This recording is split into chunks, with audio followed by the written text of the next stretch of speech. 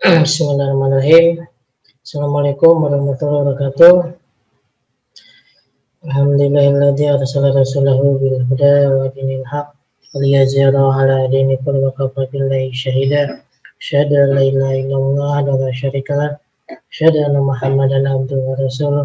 Allahumma shalli wa sallim wa barik ala rasulillah wa ala alihi wa sahbihi wa mawala amma ba'du. Pertama-tama dan yang pertama adalah kita panjatkan puji syukur kehadirat Allah Subhanahu wa taala atas limpahan rahmat, hidayah juga hidayahnya. Alhamdulillah pada hari ini kita masih diberikan nikmat iman, nikmat Islam, panjang umur, badan sehat. Mudah-mudahan apa yang kita lakukan hari ini dicatat sebagai amal kebaikan, sebagai bekal kepulangan kita menghadap Allah Subhanahu wa taala. Salawat serta salam senantiasa kita limpahkan kepada Nabi besar Muhammad Sallallahu Alaihi Wasallam, pada keluarganya, sahabatnya tanpa terkecuali. Mudah-mudahan kita semua mendapatkan syafaatnya, amin ya rabbal alamin. Baik teman-teman, sudah suara saya bisa terdengar ya? Baik, sambil yang lain ya langsung saja kita pembahasan pada materi yang keempat di MK Ekonomi Syariah, yaitu mengenai harta dan kepemilikan di dalam Islam. Yang A itu konsep harta. Di dalam Islam harta itu atau kekayaan al-ghina ya, di dalam Islam itu al-ghina. Firman Allah Subhanahu wa taala di dalam surat Al-Hajj ini yang artinya milik Allah lah, atau miliknya lah apa yang ada di langit dan apa yang ada di bumi. Dan Allah benar-benar maha kaya, maha terpuji. Baik di langit maupun dan di bumi, sumber daya alam yang terkandung di dalamnya, kekayaan yang di langit, tentu kekayaan yang di langit itu kekayaan yang tidak dimiliki oleh manusia ya. Planet, meteor misalkan, galaksi-galaksi, angkasa yang sangat luas membentang itu memang adalah milik Allah Subhanahu wa taala. Itu saja langit yang semesta alam luasnya tidak pernah terukur seberapa luas langit, ya, kelilingnya pun tidak, sampai detik ini para ilmuwan tidak mampu mengukur berapa tinggi langit, luas langit, dan seterusnya. Itu adalah milik Allah Subhanahu wa taala. Apalagi yang secuil dunia seperti butiran debu. Dunia ini seperti butiran debu yang ada di angkasa yang sangat luas. Tidak ada apa-apanya dibandingkan langit. Ya, langit saja sebagai maha luas, terbentang, adalah milik Allah Subhanahu wa taala. Apalagi dunia, bumi ini ya hanya secuil. Tentu ini merupakan kekuasaan Allah Subhanahu wa taala dengan segala kebesarannya. Maka dari itu, sekecil apapun nikmat yang kita dapat hari ini, maka harus kita syukuri. Baik, langsung saja kita ke ini harta, judulnya harta dan kepemilikan dalam Islam. Konsepnya yang pertama itu kekayaan di dalam Islam terbagi dua ya. Ada yang sifatnya jasmani, kekayaan jasmani.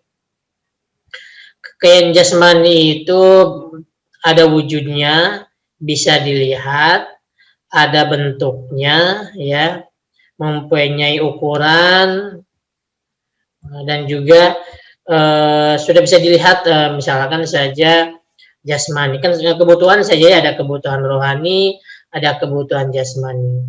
Sama saja sebetulnya ada kekayaan jasmani, ada kekayaan rohani. Kebutuhan jasmani seperti sandang ya, pangan, papan, itu merupakan salah satu contoh kebutuhan jasmani. Nah, saya yakin sudah pada tahu apa yang dimaksud dengan jasmani, bisa dilihat zohirnya ya, zohirnya, wujudnya. Tetapi yang sering kita tidak tahu tentang kebutuhan rohani. Kebutuhan rohani meliputi rohani ini lawannya daripada jasmani. Seberapa penting rohani? Rohani penting, jasmani juga penting. Ya, kebutuhan rohani misalkan saja pendidikan, gitu ya. Kemudian juga rasa aman, rasa nyaman, itu kebutuhan rohani. Kemudian juga psikologis kita perlu ketenangan, itu juga kebutuhan rohani. Maka dari itu kebutuhan jasmani harus ditopang kebutuhan dengan kebutuhan rohani. Ada pepatah itu kan, ya, di dalam tubuh yang sehat terdapat jiwa yang kuat, gitu ya. Nah, ternyata ini tidak tepat, karena memang kalau tidak menjamin jasmani sehat itu, rohaninya akan sehat itu tidak menjamin. Karena berapa banyak, contohnya saja berapa banyak koruptor, berapa banyak orang yang menyimpang, orang yang memang melakukan kemungkaran misalkan, itu kan kebanyakan badannya sehat, badannya tidak ada masalah, jasmaninya tidak menjadi masalah, cuma jiwa mereka yang menjadi masalah. Berarti jasmani yang sehat tidak menjadi jaminan bahwa rumah rohaninya juga menjadi kuat. Sebaliknya, kalau rohani itu kuat, jiwanya bagus, ya, jiwanya sehat, tidak ada mengalami gangguan sesuatu apapun, psikologisnya bagus misalkan, maka ini akan berpengaruh kepada jasmani. Contoh sederhana saja, orang yang tidak banyak pikiran, orang tidak banyak melamun, maka dia akan sehat. Kebanyakan memang hampir rata-rata 70% itu penyakit yang muncul, yang timbul kepada badan manusia itu di faktor yang paling dominan itu faktor pikiran, ya. Banyak pikiran, banyak masalah. Ditambah lagi kurangnya pengetahuan agama untuk menopang iman. Ini akan bermasalah kepada jasmaninya. Maka dari itu diperkuat dulu rohani, psikologis jiwa, ya. Kalau dalam konsep Islam itu bagaimana supaya jiwa menjadi tenang? Ala bidzikrillah tatmainnul qulub, ya. Dengan berzikir kepada Allah, insya Allah hati kita, jiwa kita akan merasa tenang. Segala sesuatu diserahkan kepada Allah Subhanahu wa taala yang menggenggam alam semesta ini, ya. Kalau jiwa kita sehat, kekayaan kita jiwa ini sehat, tidak ada suatu penyakit apapun, maka insya Allah akan berpengaruh pada jasmani.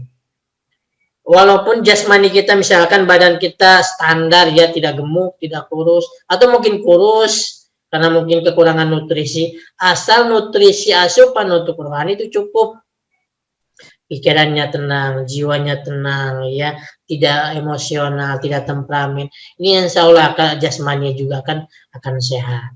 Ini, ya, diantara kekayaan dalam Islam ada jasmani, ada rohani. Dua-duanya penting,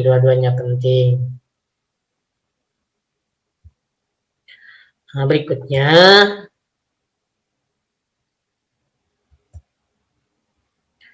konsep dasar harta di dalam Islam.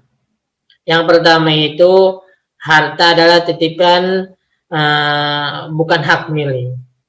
Semua harta yang kita dapati itu dititipi, ya, karena yang namanya dititipi kita harus kita jaga, harus kita amanah. Nah, ketika konsep harta itu titipan, maka harta itu banyak, kita tidak sombong.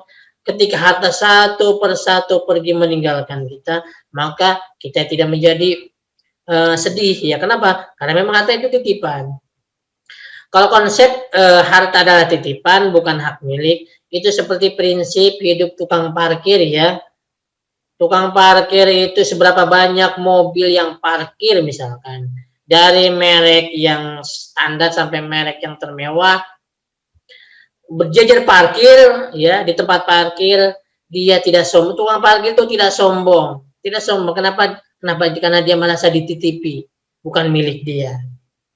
Ketika satu persatu mobil dari yang merek terendah sampai yang termahal, yang mewah, satu persatu pergi meninggalkan dia tidak merasa kehilangan. Kenapa? Karena dia hanya merasa dititipi, bukan dimiliki. Jadi kalau seorang muslim punya konsep harta itu titipan, Sebanyak apapun harta kita tidak akan sombong. Kemudian seberapa hebat pun ujian yang menimpa kita, satu persatu harta kekayaan meninggalkan kita, maka kita tidak merasa kehilangan. Kenapa? Karena kita hanya dititipi. Itu konsep dasar harta dalam Islam yang pertama. Kemudian yang kedua, perolehan, pengelolaan, dan penggunaan harus sesuai dengan ketentuan syariat. Min aina, dari mana harta kamu kau dapat? Dari mananya ditanya ya? Apakah hasil korupsi? Apakah hasil menipu orang misalkan?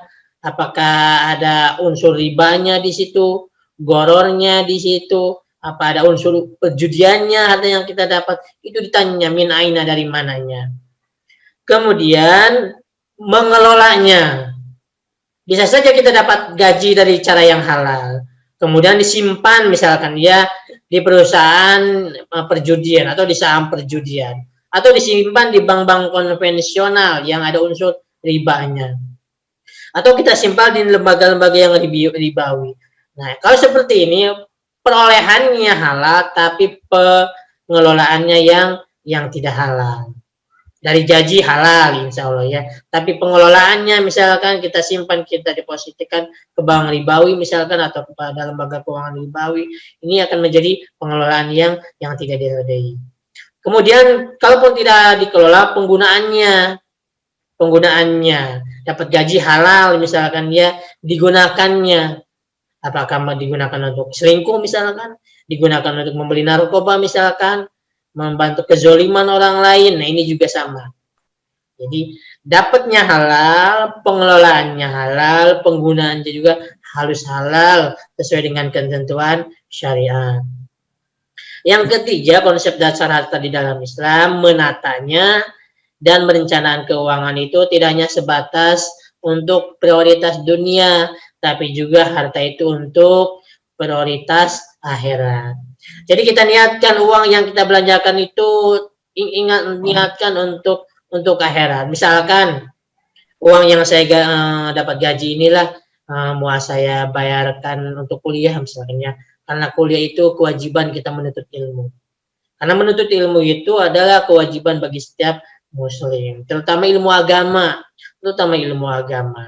Ataupun kita belanjakan harta kita untuk menafkahi keluarga, itu niatkan karena menafkahi keluarga itu adalah kewajiban kita sebagai laki-laki. Niatkan untuk ibadah. Insya Allah itu prioritas kita, harta kita habis, tapi juga untuk niat akhirat ya. Unsur dunianya ada, tapi prioritas akhirat dia dasarkan niat karena Allah Subhanahu wa taala, itu menjadi prioritas seorang muslim dalam menata, menggunakan, mengelola keuangannya. Nah, berikutnya konsep, kalau yang tadi yang A tadi itu ya harta kepemilikan dalam Islam. Kemudian yang B, konsepsi kepemilikan di dalam Islam. Pembagian harta menurut boleh tidaknya dimiliki dalam Islam. Ini boleh tidaknya harta dimiliki dalam Islam. Balik kalaupun tidak boleh ya tidak boleh. Kalaupun boleh, boleh. Yang pertama, harta yang tidak dapat dimiliki dan dihakmilikan kepada orang lain. Harta apa itu? Harta yang tidak bisa dimiliki, juga tidak bisa diberikan kepemilikannya kepada orang lain. Menurut para ulama, harta yang tidak dapat dimiliki dan dihakmilikan kepada orang lain ini, misalkan harta-harta milik umum, milik masyarakat umum, misalkan jembatan tuh ya, itu kan jembatan gak ada yang punya itu dia. Jembatan di depan kampus tuh kan jembatan bina bangsa, siapa yang punya itu? Kalau ada enggak yang ngaku? Ataupun alun-alun itu punya siapa alun-alun? Dan itu tidak bisa dimiliki oleh perorangan.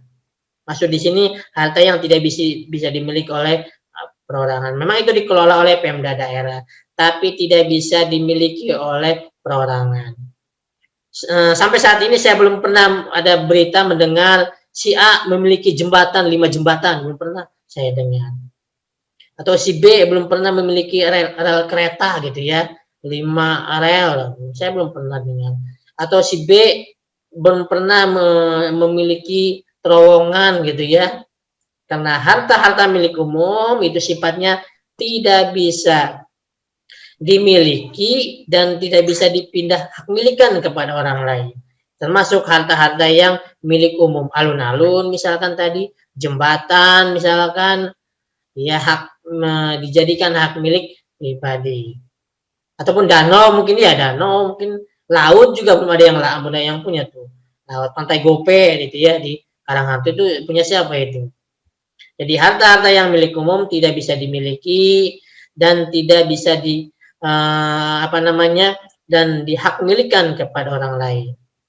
Kemudian yang kedua, harta yang tidak bisa dimiliki kecuali dengan ketentuan syariat. Ya. Harta tahta, Pak.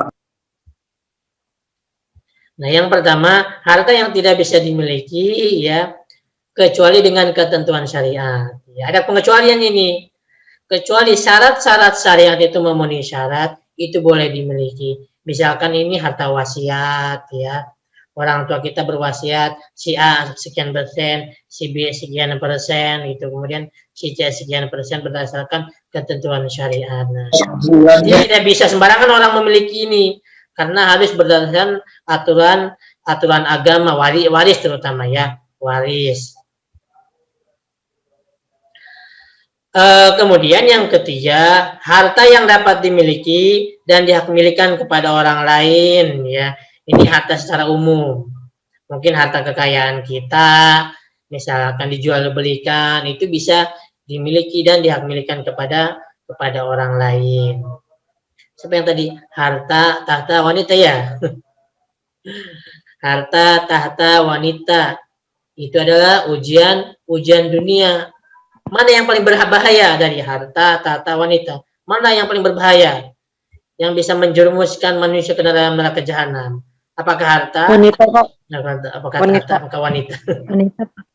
Yang jawab juga wanita atau tahu-tahuan ya. Yang jawabnya wanita Pak ya.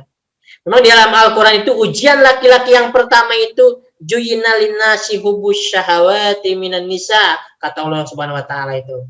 Ujian yang pertama buat laki-laki itu yang paling berat adalah hawa nafsu terhadap wanita.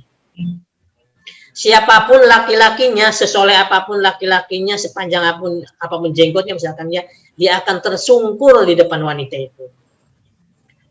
Bagaimana solusinya? Solusinya lari meninggalkan wanita tersebut.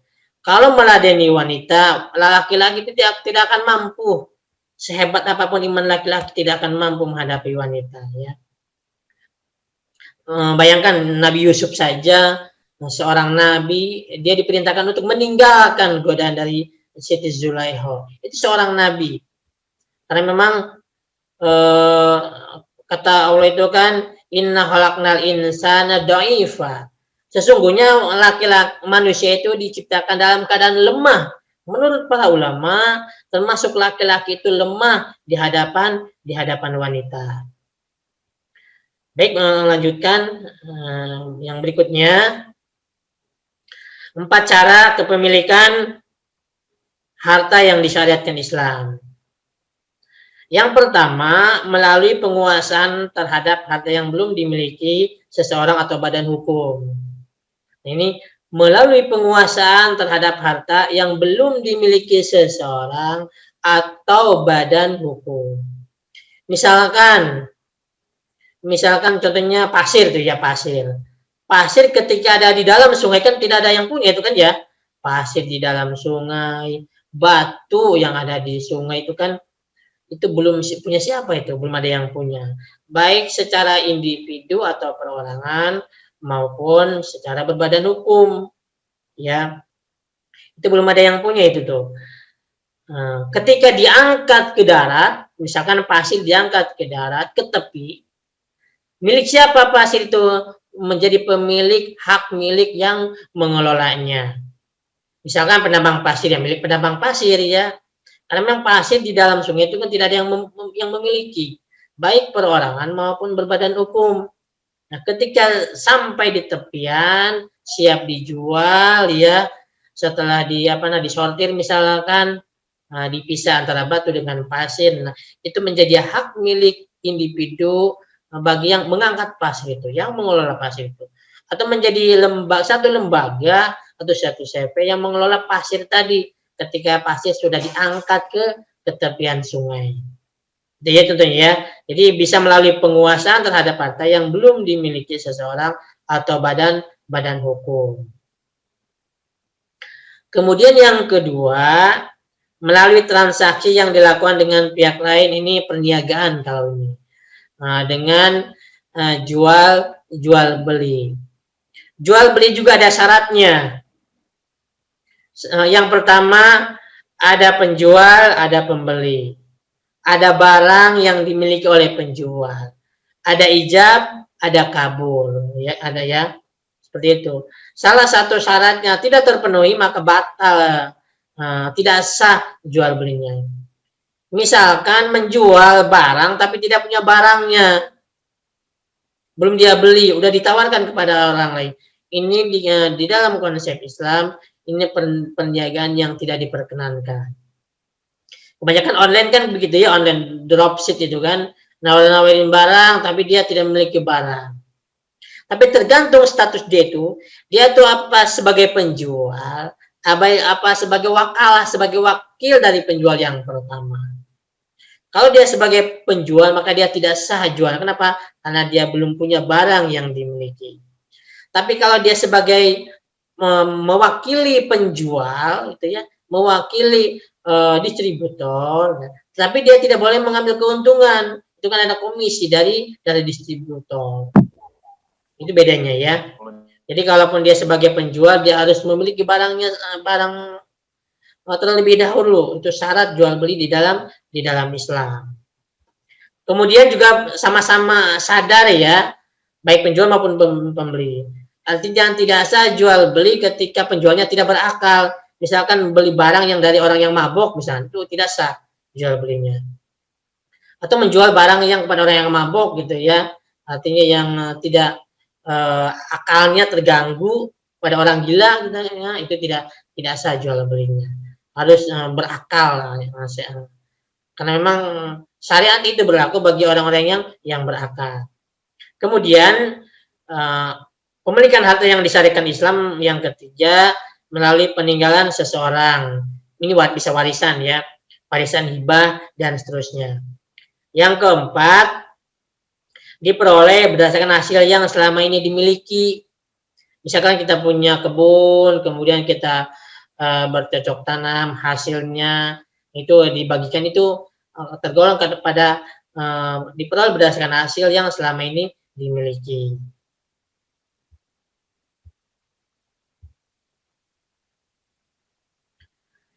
Yang pertama, dua pemilikan secara umum, al-milik al-tam, ini milik sempurna. Yang kedua, al-milik an-nakis,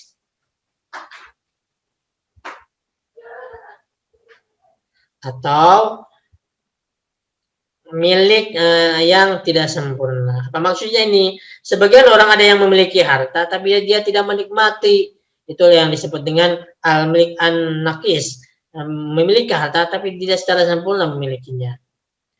Misalkan yang pertama ini memiliki harta sempurna. Misalkan teman-teman punya motor ya, punya motor dipakai sendiri, kemudian dirawat sendiri, itu secara sempurna memiliki. Ya dia merawat, ya bayar pajak, ya membiayai operasional motor tersebut, dia juga menikmati.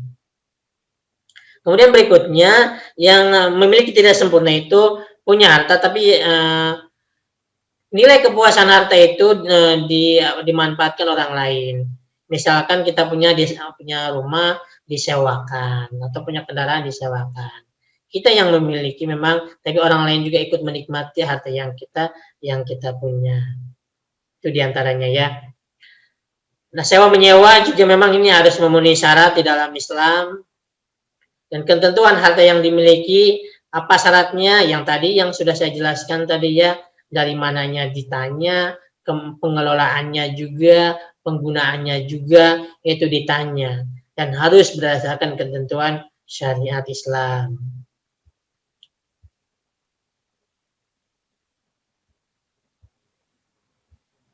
Udah pada makan belum ini, teman-teman?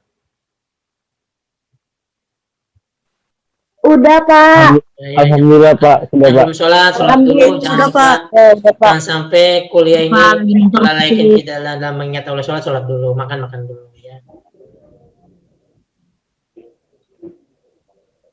Nah, 8 ketentuan syariat yang mengukur kekayaan pribadi.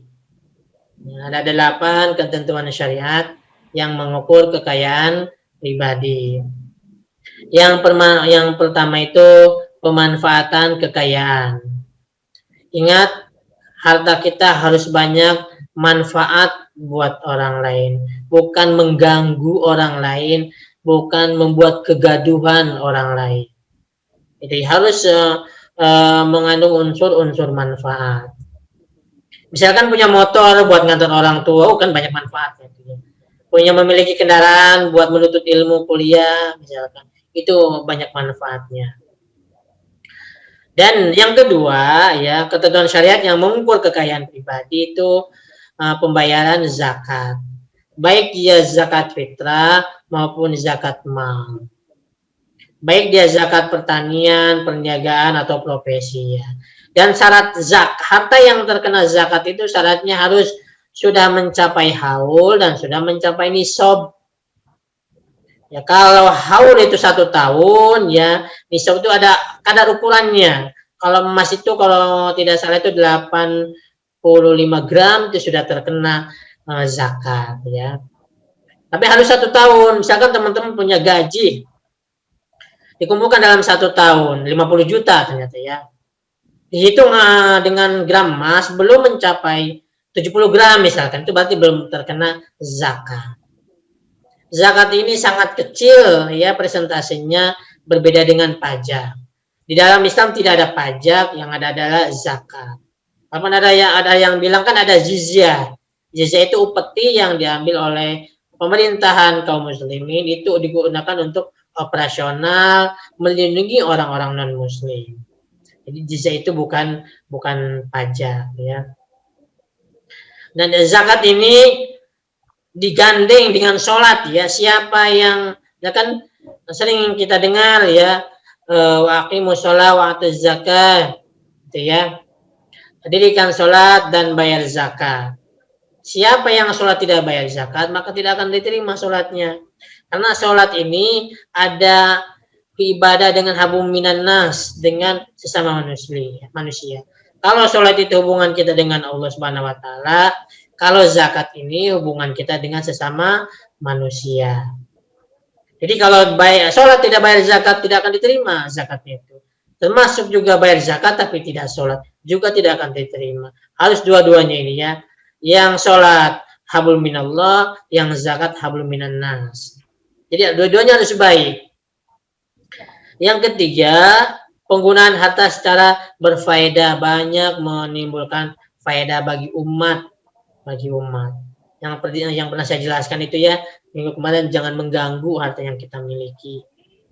Kemudian penggunaan harta benda tanpa merugikan orang lain. Nah ini punya motor, ingat nih, punya motor knalpotnya racing itu ya, yang membuat orang bising, itu dosa, itu dosa sosial, itu yang mengganggu orang lain. Kemudian juga yang sakit malah menjadi tambah parah, yang bayi yang sedang tidur dengan susah payah ditidurkan orang tuanya, terbangun dengan bunyi bising knalpot itu. Ingat, knalpot yang mengganggu tetangga itu dapat merugikan orang lain, dan ini sudah termasuk dosa itu ya, mengganggu orang lain. Ataupun yang saya jelaskan kemarin itu yang punya hajat ya, hajat memotong jalan, mengganggu orang lain yang lewat. Kadang-kadang angkot macet, tidak bisa mendapatkan uang setoran, itu mengganggu orang lain, maka tidak diperkenankan hal itu. Yang kelima, memiliki harta benda secara sah, baik sah secara hukum agama maupun hukum dunia. Ada sah secara hukum dunia tapi tidak sah secara hukum agama. Apa itu? Banyak. Ribawi, bisa riba. Itu kan riba kan sah menurut undang dasar. Menurut hukum dunia, hukum negara silakan saja, boleh saja. Tapi tidak sah, menjadi haram di dalam hukum agama.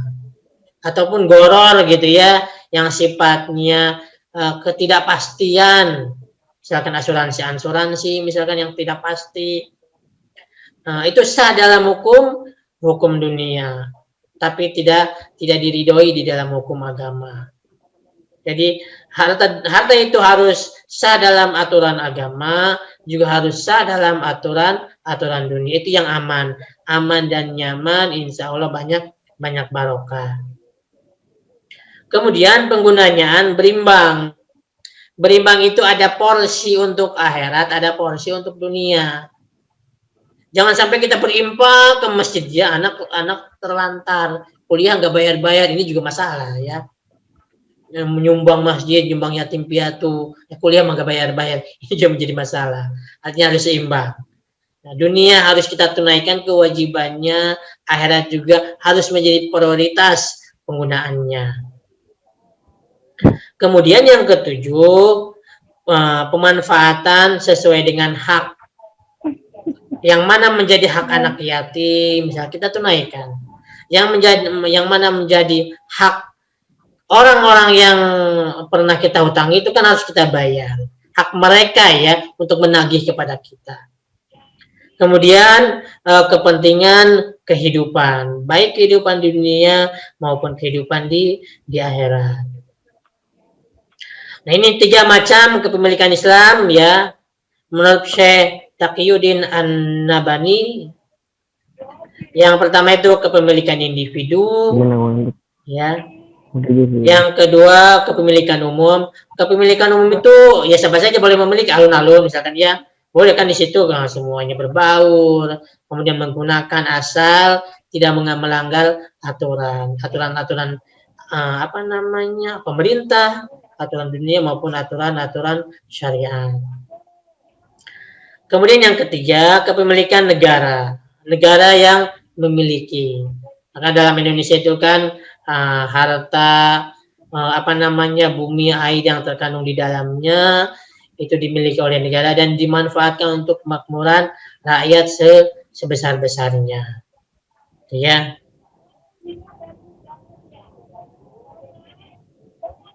Nah, itu menurut pendapat yang pertama. Kemudian menurut Rifai dan Bukhari, 2 bentuk pemanfaatan harta. Kemudian apa saja? Yang pertama, pengembangan harta. Yang kedua, penggunaan harta. Pengembangan itu dikembangkan hartanya. Mungkin dia investasi misalkan. Mungkin saja banyak melakukan kerjasama. Ya. Walaupun dia memiliki perusahaan, ekspansi dia, membuka lapangan pekerjaan dengan perusahaannya misalkan ya. Sepanjang itu dapat membantu masyarakat. Kemudian dalam koridor yang benar, tidak melanggar aturan pemerintah, tidak melanggar aturan agama, gitu ya, itu sangat tidak didukung. Baik didukung oleh negara tentunya, karena itu sangat mendorong pertumbuhan ekonomi. Juga di dalam agama insya Allah itu akan menjadi berkah kan ya, karena banyak menimbulkan manfaat buat orang lain. Yang kedua, menurut Rifai dan Bukhari, 2 bentuk pemanfaatan harta yang kedua itu penggunaan harta ya di jalan Allah Subhanahu wa taala. Digunakannya di jalannya yang benar. Baik teman-teman, itu saya mungkin yang dapat saya sampaikan. Dipoto dulu sebentar ya.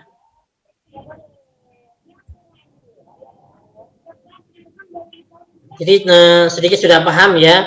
Insya Allah nanti ada di YouTube ini ya, rekamannya ada di YouTube. Nanti kalaupun kurang paham tinggal lihat YouTube, diulangi lagi nanti ya. Baik Pak, terima kasih.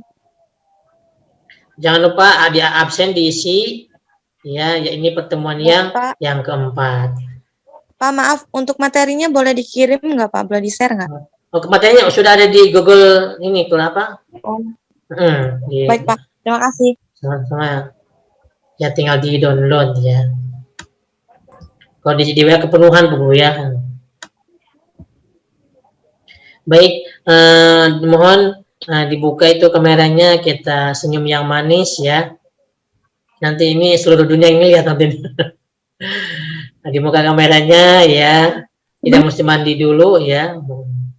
Oke, 1, 2, 3. Baik, sudah.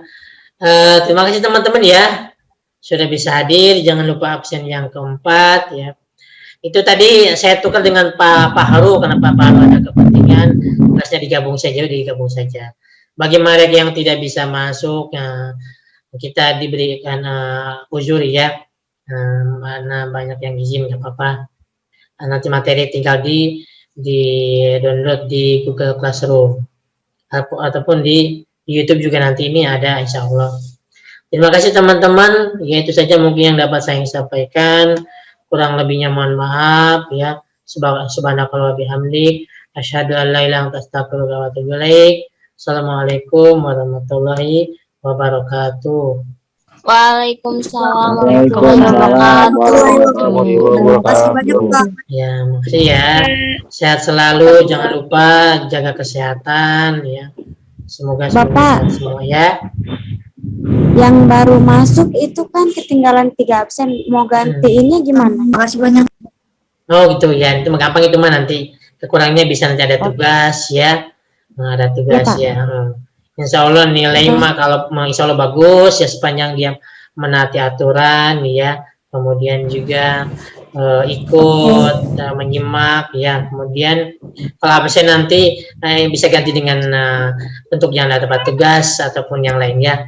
Insya Allah nanti semuanya berjalan lancar. Terima kasih teman-teman ya. Assalamualaikum warahmatullahi wabarakatuh.